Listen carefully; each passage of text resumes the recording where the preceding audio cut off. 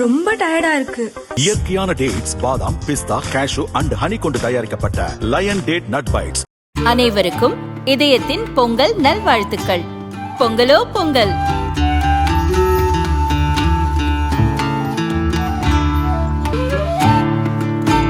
அனைவருக்கும் இதயம் மந்த்ராவின் பொங்கல் தின நல்வாழ்த்துக்கள். பொங்கலோ பொங்கல்.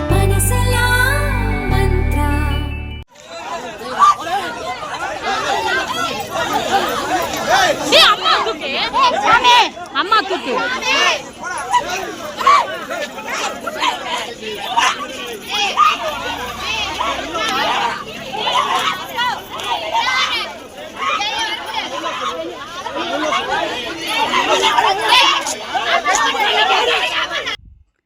திருவள்ளூரில் பிரசித்தி பெற்ற வீரராகவர் கோயில் உள்ளது.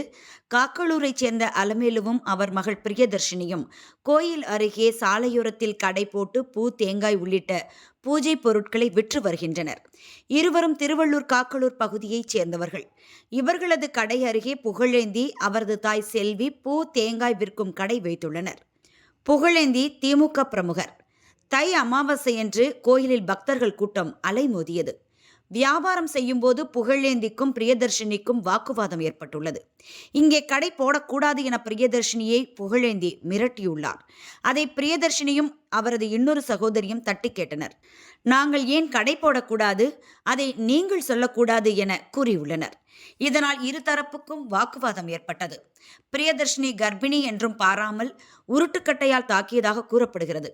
ஆவேசமடைந்த பிரியதர்ஷினி புகழேந்தியுடன் வந்த அவரது நண்பர் வசந்த் சட்டையை பிடித்துக் கொண்டு திட்டினார். இரு தரப்புக்கும் கைகலப்பு ஏற்பட்டது.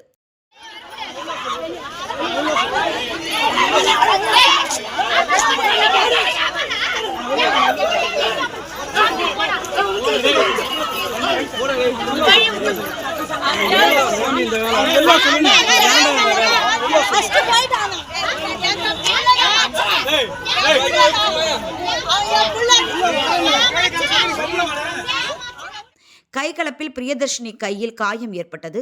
கையில் ரத்தம் வழிய பிரியதர்ஷினி திருவள்ளூர் டவுன் போலீஸ் நிலையம் சென்று புகார் அளித்தார். அங்கு போலீசார் உரிய நடவடிக்கை எடுக்காததால் திருவள்ளூர் மாவட்ட போலீஸ் சூப்பரண்டு அலுவலகத்தில் பிரியதர்ஷினி புகார் அளித்தார். அதன் பிறகே திருவள்ளூர் டவுன் போலீசார் வழக்கு பதிவு செய்து விசாரணை நடத்தினர். நடந்த சம்பவம் பற்றி விசாரித்த பிரியதர்ஷினி, நான் திமுக காரன் என போலீசிடமே சொல்கிறார், ஆளுங்கட்சினா அடிக்கலாமா என கேட்டார். எஸ்பி ஆபீஸில் புகார் செய்ததற்காக திருவள்ளூர் போலீசாரும் தங்களை அவமதிக்கும் வகையில் பேசியதாக பிரியதர்ஷினி சொன்னார். எங்கள் அம்மா வீரார் கோயிலாண்ட அலமேலுன்றவங்க 30 வருஷமாக கடை வச்சுன்னு இருக்காங்க. அமாவாசை ஒரு நாள் நாங்கள் வைப்போம் அந்த கடை. நாங்கள் 3 பேருமே அக்கா தங்கச்சி எல்லாருமே வைப்போம். அது ஆப்போசிட்டில் இருக்கவங்களும் அத்தனை வருஷமாக கடை வச்சுருந்தான்ற இருக்காங்க. அந்த இடத்து பக்கத்தில் காலியாக இடம் இருந்துச்சு. அதனால் நான் ஒரு டேபிள் போட்டு வச்சேன். புகழுன்றவர் டிஎம்கேல உறுப்பினராக இருக்காராம். அதுக்காக நாங்கள் பிரச்சனைனே டேபிளாக எடுத்துட்டோம். அவர் நேராக நான் இந்த மாதிரி கட்சியில் இருக்கேன், நீங்கள் எங்கே போய் சொன்னாலும் ஒன்றும் பண்ண முடியாது அப்படின்னு சொல்லிட்டு சொன்னார் எங்ககிட்ட. அப்புறம் நான் அவர் பேசி முடிச்சது அதெல்லாம் கேட்டதுக்கப்புறம் நேராக இறங்கி என்னையும் எங்கள் அப்பாவுக்கு 60 வயசாகுது, எங்கள் அப்பாவையும் போட்டு அடித்தார். அடித்ததுக்கப்புறம் நாங்கள் ஸ்டேஷன் போனால், நான் பிளட்டோட ஹாஸ்பிட்டலில் போகாமல் எதுவுமே ட்ரீட்மெண்ட் பண்ணாமல் ஸ்டேஷன் போனால் இங்கே இன்ஸ்பெக்டர் இல்லை, தேரடி போங்க. நாங்கள் தேரடி போனால் தேரடிலையும் இன்ஸ்பெக்டர் இல்லை.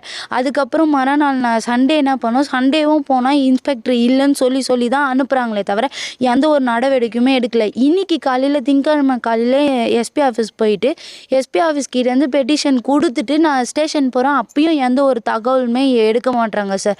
அவங்க கட்சியில் இருக்குன்னு சொல்லிட்டு அப்படிலாம் பேசுகிறாங்களா இல்லை எதுன்னு எங்களுக்கே ஒன்றுமே புரியல.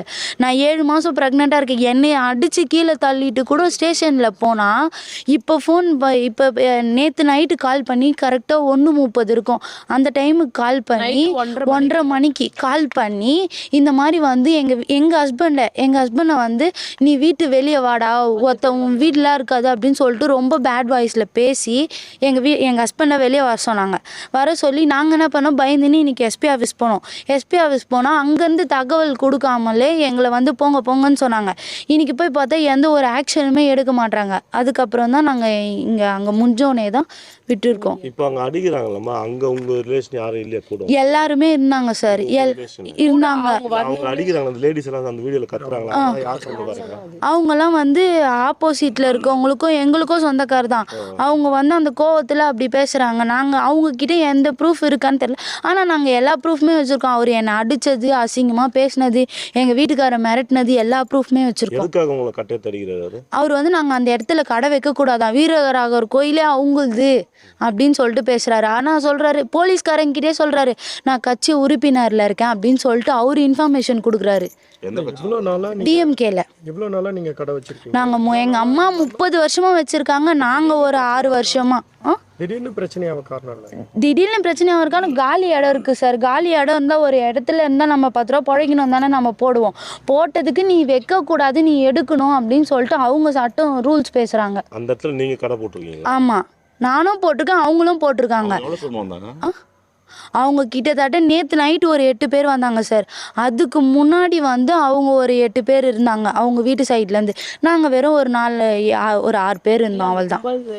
என் கம்ப்ளைண்ட் கொடுக்கல, நான் கொடுக்கறதுக்கு போனோம், அங்கே ஆள் இல்லைன்னு சொல்லிட்டு நாங்கள் வெளியே வந்துட்டோம். நாங்கள் வெளியே வந்து நின்னதுக்கு எஸ்பி ஆஃபீஸில் குத்தல, அங்கேயே போய் பார்த்துக்கோ, இங்கே எதுக்கு வர, முதல்ல கிளம்பு அப்படின்னு சொல்லிட்டு அங்கே இருக்க இங்கே கொடுக்காம அங்கேயே போய் கொடுத்தீங்க. எஸ்ஐ இல்லைன்னு எப்படி மென்ஷன் பண்ணுவீங்க?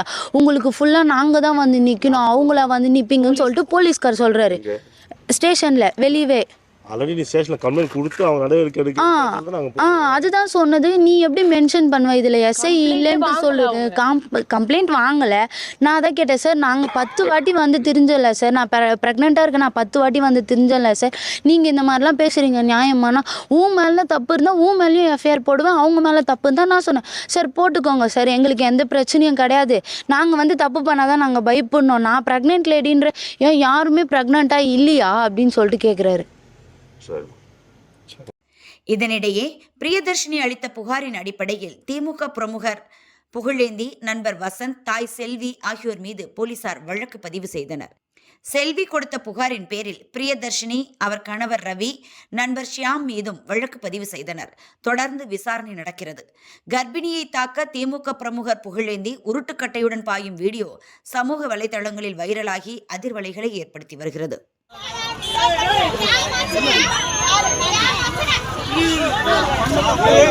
வீட்டுக்கு போயிட்டு தாங்க வைக்கல